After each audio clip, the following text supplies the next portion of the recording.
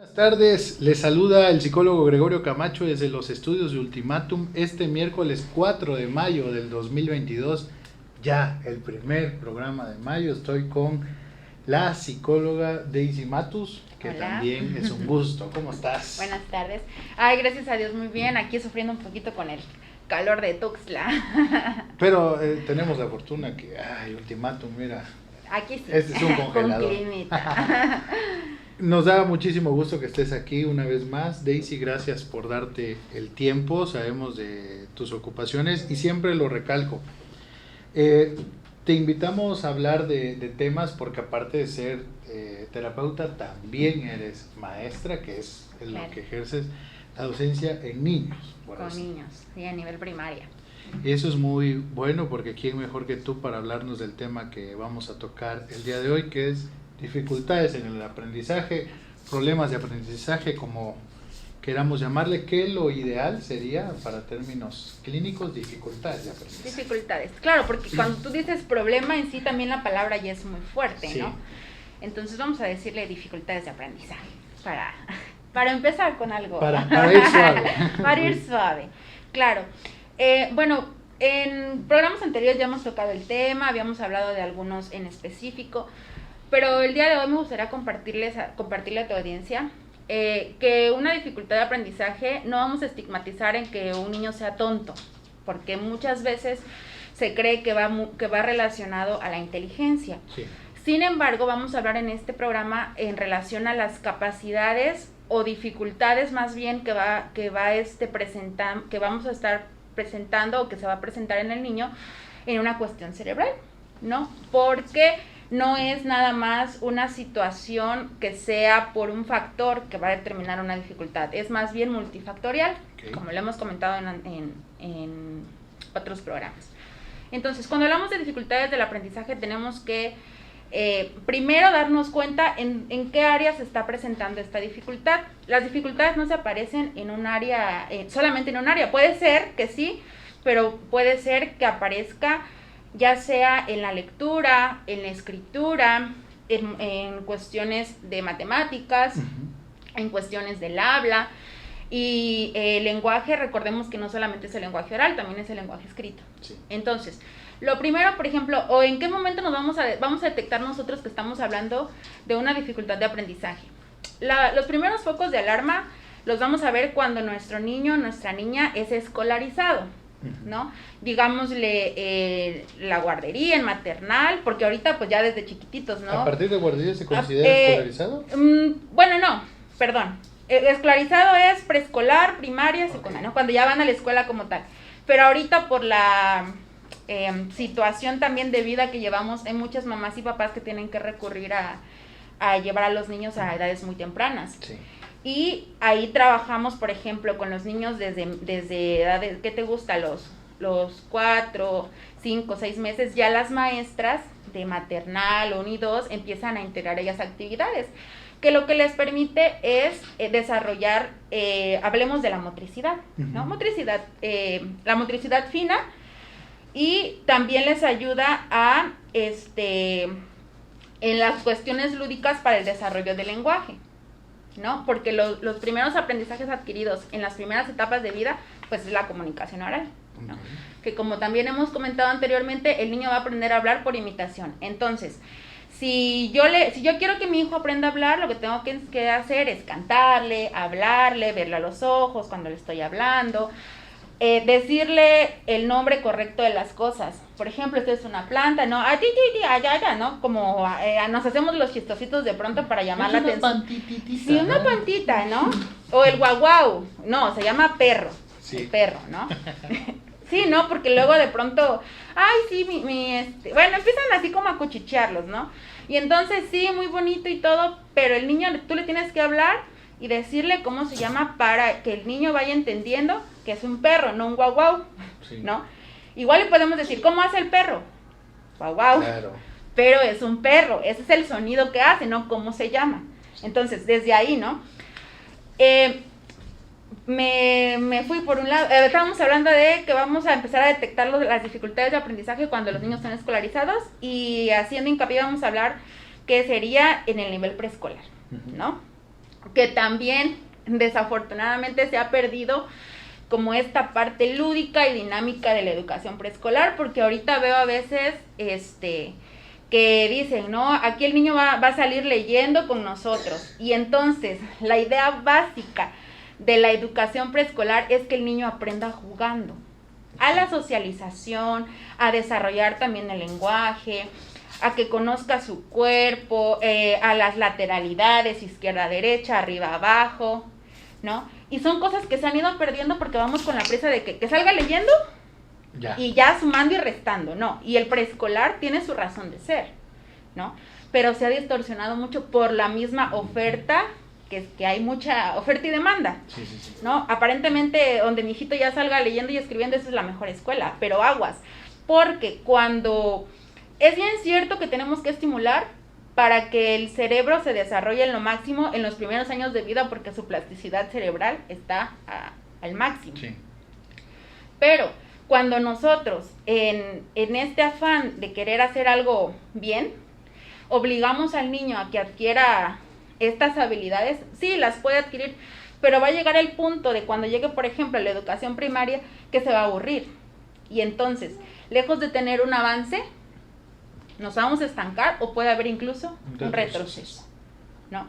Entonces, en la educación básica es en que sería la preescolar y los primeros grados de primaria, es en donde vamos nosotros a tener la oportunidad de identificar si se está presentando alguna dificultad, digamos de atención, digamos de escucha, digamos a la hora de poder manipular algún material, algo tan simple como saber agarrar un lápiz o manejar un crayón, claro, por supuesto, lo que te mencionaba, ¿no? Como la parte de la articulación también en el lenguaje, en la cuestión social también estaríamos hablando de que si el niño sabe decir por favor, gracias, ser amable, ¿no? O es un niño que llega y pega y muerde, porque entonces también hay no estamos regulando la conducta, ¿no? Sí. Son foquitos rojos, que nos van dando pautas de que algo está pasando. Que muchas veces pasan desapercibidos y los papás pueden pensar que se trata de una crisis de carácter o algún rollo de no, pues es que mi hijito es así, es porque ve a tal persona ser así. Claro, y de cierto, fíjate que hay algo, porque el niño para que presente esas conductas hay como ciertas características, o lo está viendo de alguien, dígase mamá, papá, alguien con el que convive, o lo está viendo de la televisión, porque desafortunadamente estamos en una era en la que somos muy dados a decir, es que ya vienen con ¿cómo dicen? Con el chip integrado, ¿no? Y te saben manejar el teléfono así. Pues claro, es lo que le das para entretenerlo. O sea, nosotros también como padres de familia tenemos mucha culpa en que hace berrinche, ten el teléfono, ¿no? Ya está, claro, está llorando, ay, entretenlo para que no te moleste. Y por supuesto que de pronto entre todas las cosas que tienes que hacer, pues recurres a eso, pero en un millón, ¿no? Que si lo vemos desde el punto de vista real, puede ser una herramienta, pero no para todo. Claro, o sea, y no todo el tiempo, es como lo mínimo que porque también se aíslas al niño de esas, de esas tecnologías, va a llegar a la escuela, va a ver que otros niños la usan y demás, y ahí sí puede ocurrir como cierto rezago. Tampoco, los extremos, en nuestra rama los extremos son dañinos, sí. Digamos, ¿no? Ni, como dice un dicho popular ahí, ni tanto que queme al santo, ni fuego que no lo alumbre. Está bueno para que nos vayamos ahí dando a entender con tu audiencia. Entonces, tenemos nosotros que entender eso, que el niño si está presentando una conducta agresiva en la escuela, lo está viendo de mamá, de papá, hay conflictos en casa, puede ser, o lo está viendo de algún programa. Ahorita también hay muchos videojuegos ahí que fomentan precisamente esta cuestión de la agresión y los juegos con, por ejemplo, en los niños a matar zombies, a matar a los del otro grupo para ganar puntos, ¿no? E incluso en las niñas, por ejemplo, en el YouTube hay muchos videos también con imágenes aparentemente de niñas, pero en realidad traen mensajes ahí como un poco, mensajes que les llevan a ellas a... ¿Cómo poder decir? Si hablamos de esto de la hipersexualización en la infancia, sí. ¿No? Como a tocar, como el morbo y todo eso.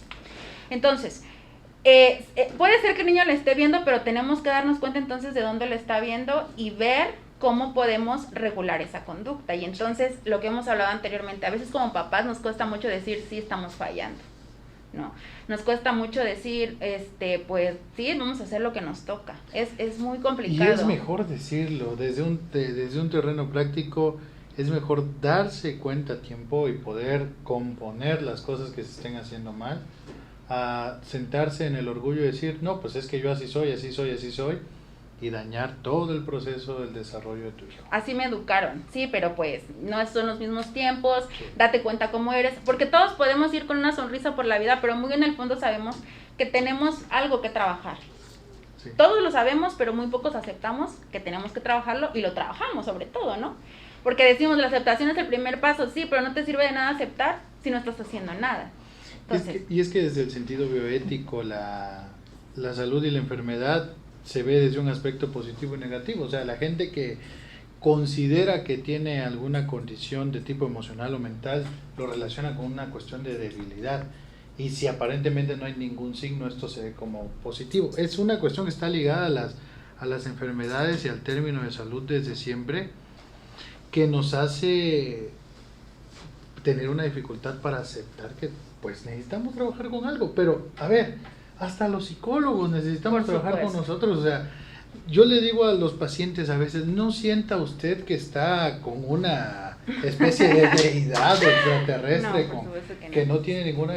Todos, aquel que diga es que no, ya no vuelva, ya no vuelva, sí, claro, por supuesto. Incluso nosotros lo que trabajamos con la salud mental de otros, tenemos que trabajar también con nuestra salud mental, porque entonces no sería ético lo que estamos haciendo. Ni congruente. No, ni congruente, por supuesto. Pero entonces, volviendo un poquito al tema, es bien importante también darnos cuenta de que la situación del hogar, la dinámica familiar, también va a repercutir de forma positiva o negativa en la situación de aprendizaje, porque no es lo mismo tener un ambiente de gritos, de pleitos, de insultos, de que tú le digas eres torpe, no sirves para nada, nunca vas a aprender, eres un burro, te pareces a fulanito, te pareces a perenganito, y entonces eso, lejos de que tú le des un espacio seguro a tu niño, le das en la autoestima al full, pues. O sea, porque hay una sobrevaloración también en el tema de las calificaciones. Claro, ¿no? Medimos a nuestros hijos en base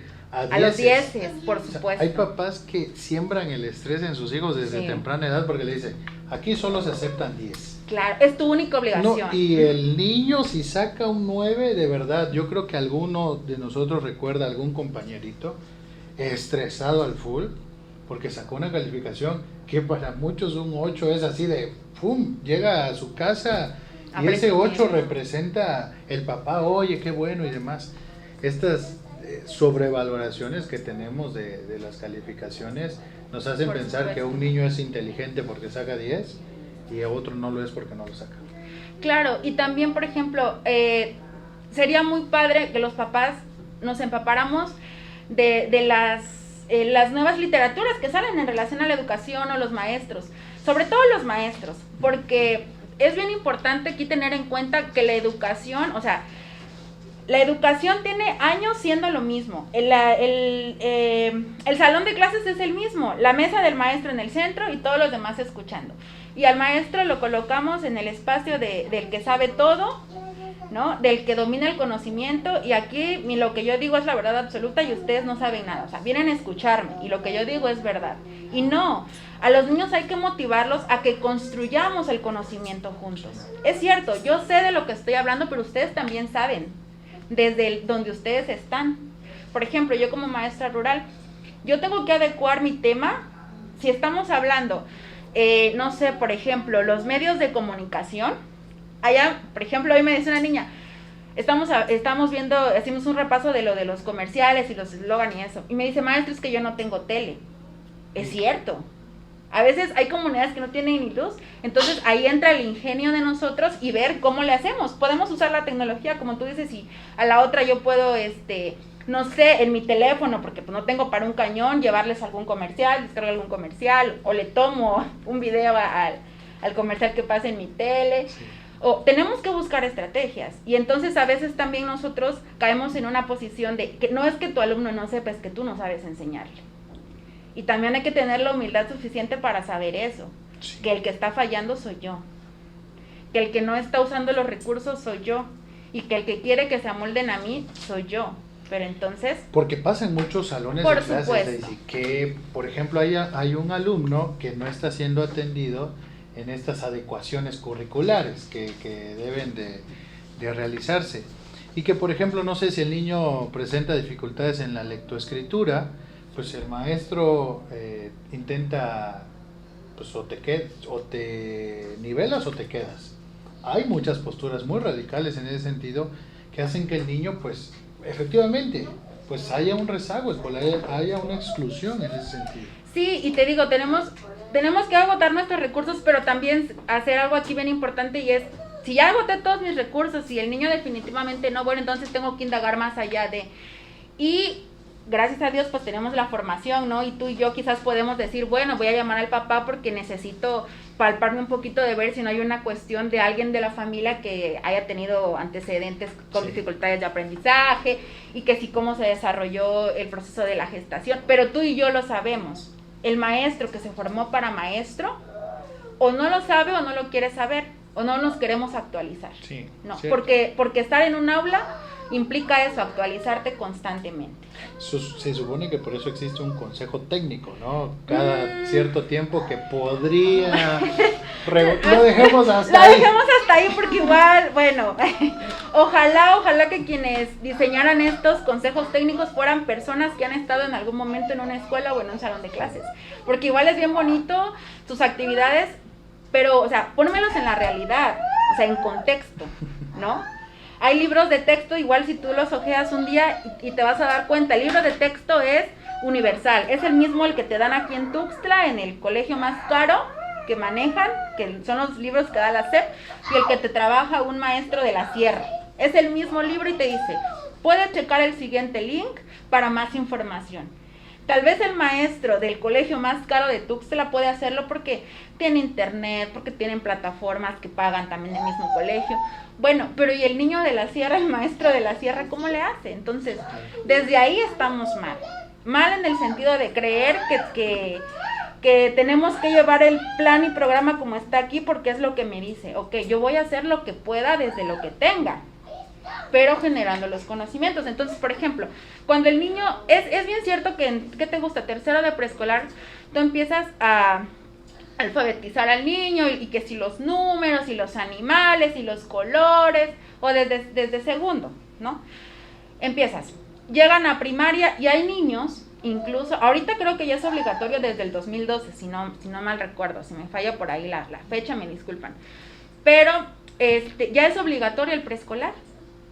Ya es obligatorio, cuando anteriormente habían personas que nunca pasaron por preescolar y llegaron a la primaria y entonces no sabían ni agarrar el lápiz, porque estamos hablando también de un tiempo atrás en donde muchas familias eran de 10 integrantes, papá, mamá y 8 hijos, sí, ¿no? Y entonces era el gasto y el tiempo y lo que quieras, pero ahorita se supone que hay como una mayor planificación. Hay medios tecnológicos que nos pueden llevar a indagar si no quiero recurrir al psicólogo porque me cobra muy caro y no quiero ir, pues me empapo, leo. Por ahí decía alguien, ¿no? Que el hijo que te da más problemas en realidad es tu hijo maestro, porque te lleva a investigar.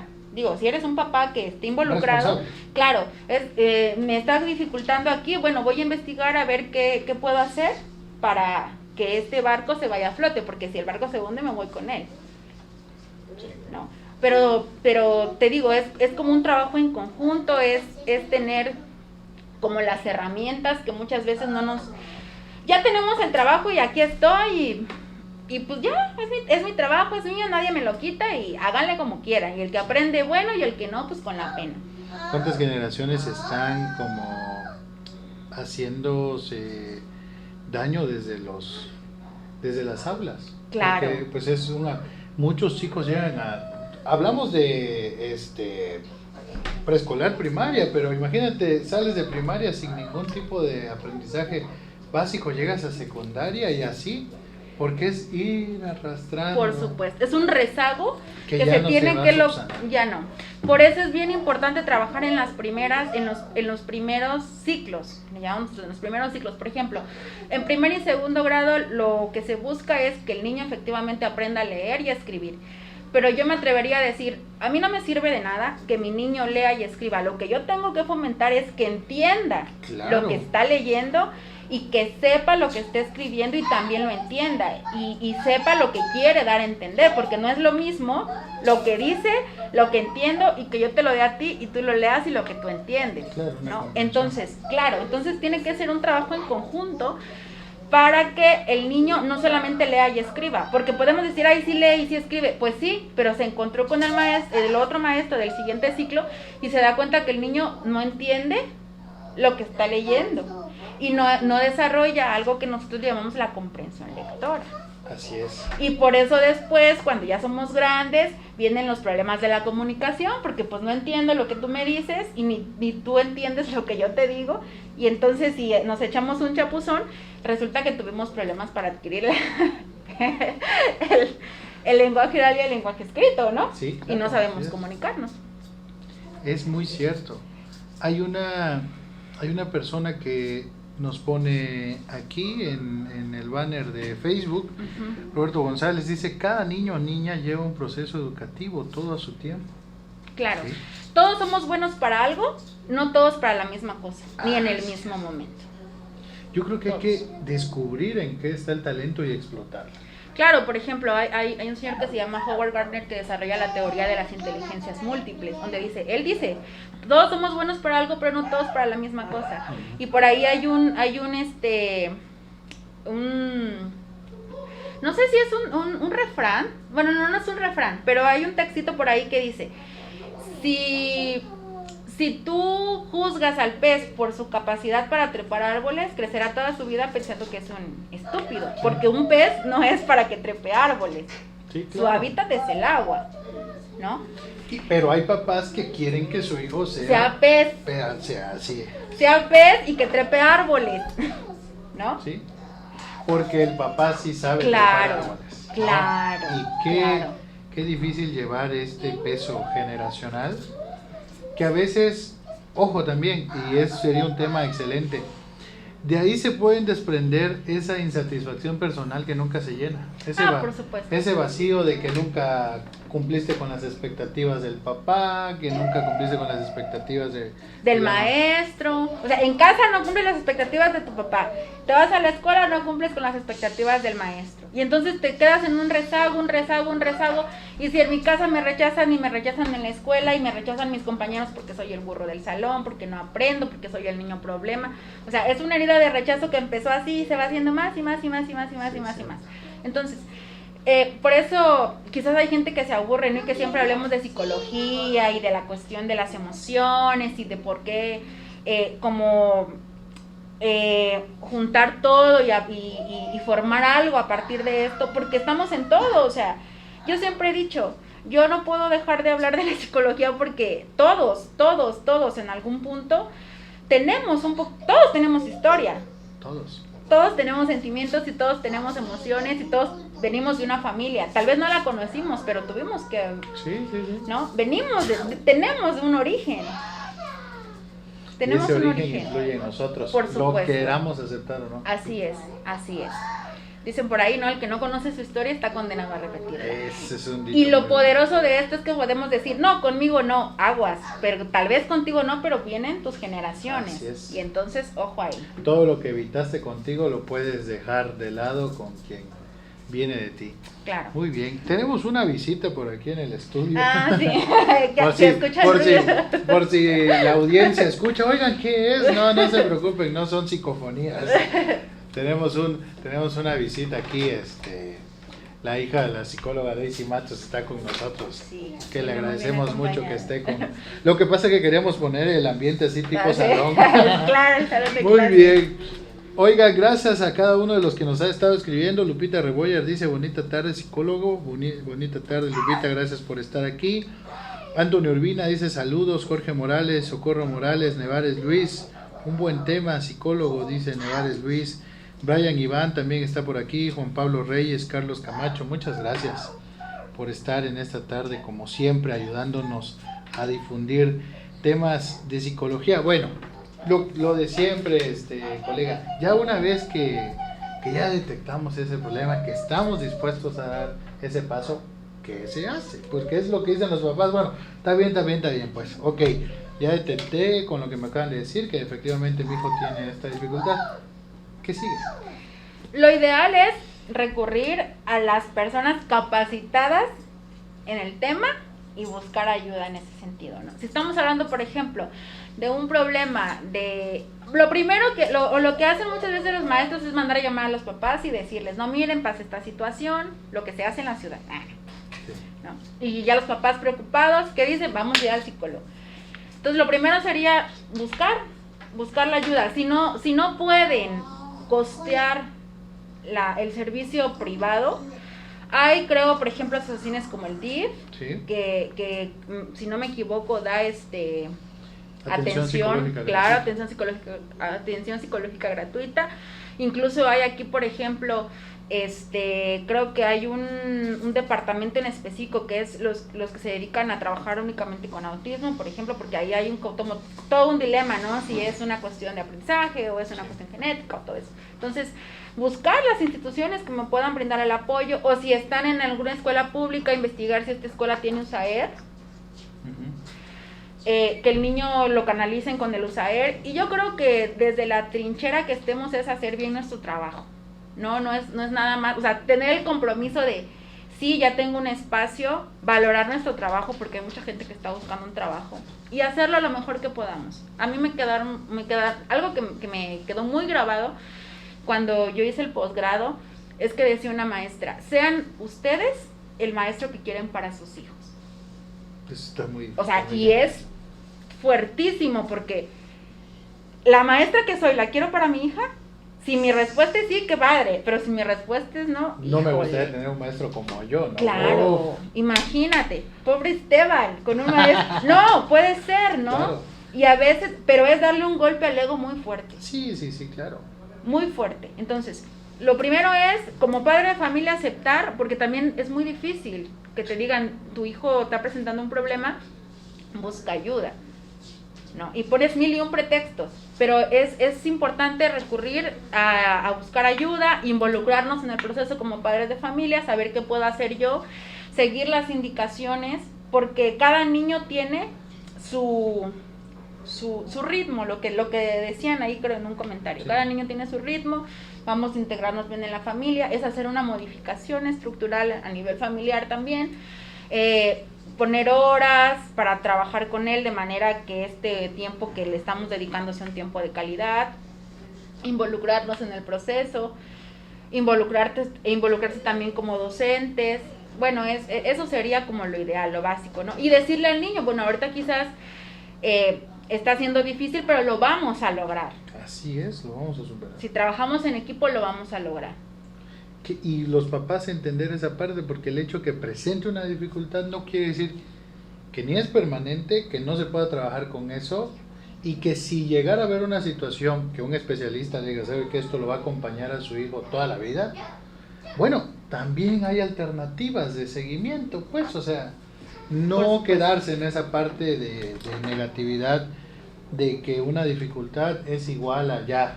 Se desahuciado acabó. Totalmente, sí. Claro. Y te lo dice una persona que durante la primaria fue una papa, y mi maestra, que si todavía está sana y bien, le mando un saludo, que aquí estamos dando lata, ella me decía, tú ni vas a llegar a la secundaria, así, o sea, wow, totalmente aplastada. Y pues no, su pronóstico fue, hola, hola maestra.